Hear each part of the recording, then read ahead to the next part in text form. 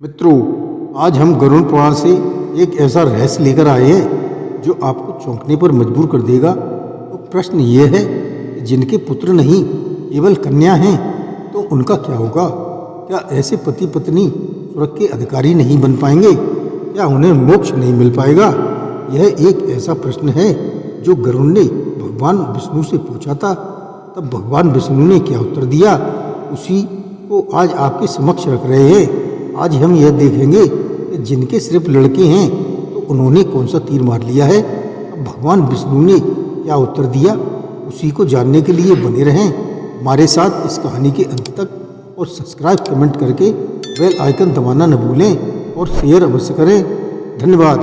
नमस्कार, मैं Ranveer Singh lotus entertainment में आपका हार्दिक स्वागत करता हूं। मित्रों, एक दिन बैकुंठ धाम में पक्षीराज गरुड़ अत्यंत चिंतित मुख से श्री विष्णु के चरणों की सेवा कर रहे थे। तब श्री विष्णु ने उनसे पूछा, हे पक्षीराज, तुम्हारे मन में किस बात का संशय है? गरुड़ ने हाथ जोड़कर कहा, हे प्रभु, आपने कहा है पुत्र वह है जो पुत्र नामक नरक से पिता का उद्धार करता है, इसलिए पुत्र ही पिंडदान करके पिता को स्वर्ग पहुंचाता है। किंतु इस संसार में ऐसे अनेक धर्मात्मा लोग हैं जिनके कोई पुत्र नहीं, केवल कन्याएं हैं। क्या ऐसे माता पिता मृत्यु के बाद नरक में जाएंगे? क्या उनके लिए कोई मुक्ति नहीं? उनका श्राद्ध कौन करेगा? तब श्री विष्णु मंद मुस्कान के साथ बोले, हे गरुड़, इस भ्रांत धारणा को त्याग दो। मेरी सृष्टि में पुत्र और पुत्री में कोई भेद नहीं है।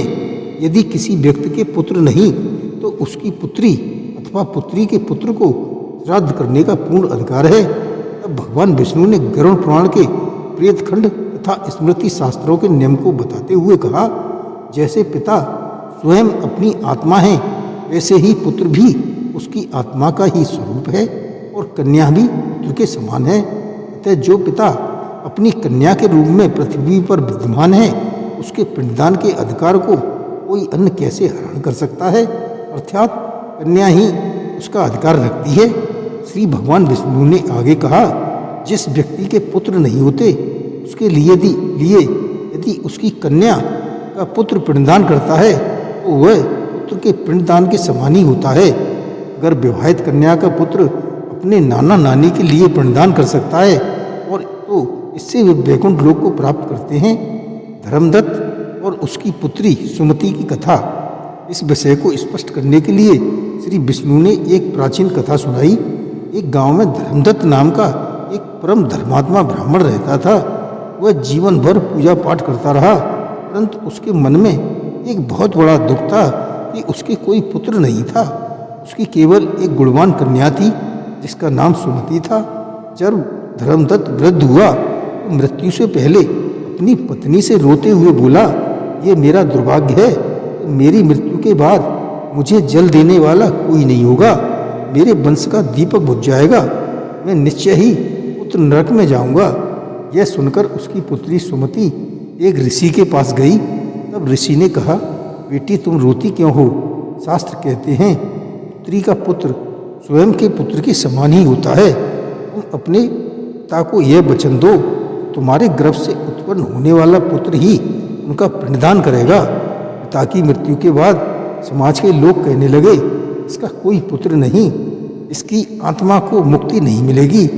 सुमति ने साहसपूर्वक शास्त्रानुसार प्रतिनिधि द्वारा अपने पिता का अंत्येष्टि संस्कार कराया। उस समय बाद सुमति के एक पुत्र हुआ जो बड़ा होकर गया को गया और वहाँ श्रद्धा भक्ति से अपने नाना धर्मदत्त का पिंडदान किया। उस पिंडदान का ये असर हुआ, उसी रात धर्मदत्त दिव्य शरीर में स्वप्न में आकर अपनी पुत्री से बोले, बेटी, तेरे पुत्र द्वारा किए गए पिंडदान से मैं पूर्णतः तृप्त हुआ हूँ। यमराज मुझे सम्मान पूर्वक स्वर्ग ले जा रहे हैं। आज मुझे समझ में आया कि पुत्र और पुत्री में कोई भेद नहीं है, तू ही मेरी सच्ची संतान है। अब प्रश्न ये उठता है कि गरुड़ पुराण के अनुसार श्राद्ध का अधिकार किसको है? गरुड़ पुराण में स्पष्ट रूप से बताया गया है कि यदि पुत्र न हो तो श्राद्ध कौन कर सकता है? इसका क्रम इस प्रकार से है। पहला, ज्येष्ठ का पुत्र, अन्य पुत्र, पुत्र के अभाव में पौत्र और पौत्र के अभाव में प्रपौत्र। ये न हो तो पत्नी और पत्नी न हो कन्या, अगर कन्या न हो तो कन्या का पुत्र, अगर ये भी न हो तो भाई भतीजा। शास्त्र में कहा गया है कि पुत्र न होने पर पत्नी श्राद्ध कर सकती है, और यदि पत्नी असमर्थ हो तो कन्या को पूर्ण अधिकार है।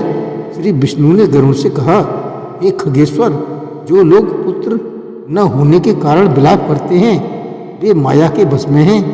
यदि कन्या श्रद्धा और भक्ति से माता पिता की सेवा करे और मृत्यु के बाद स्वयं श्राद्ध करे या कराए, वे माता पिता अवश्य मोक्ष प्राप्त करते हैं। भक्ति और श्रद्धा ही मुख्य है। लिंग भेद शरीर का है, आत्मा का नहीं। जिनके पुत्र नहीं उन्हें भयभीत होने की कोई आवश्यकता नहीं है। कन्या या कन्या का पुत्र यदि पिंडदान करता है तो वह 100% स्वीकार है और आत्मा को पूर्ण शांति प्राप्त होती है। इसलिए मित्रों, आज से और अभी से यह मान लो, पुत्र और पुत्री में कोई अंतर नहीं होता।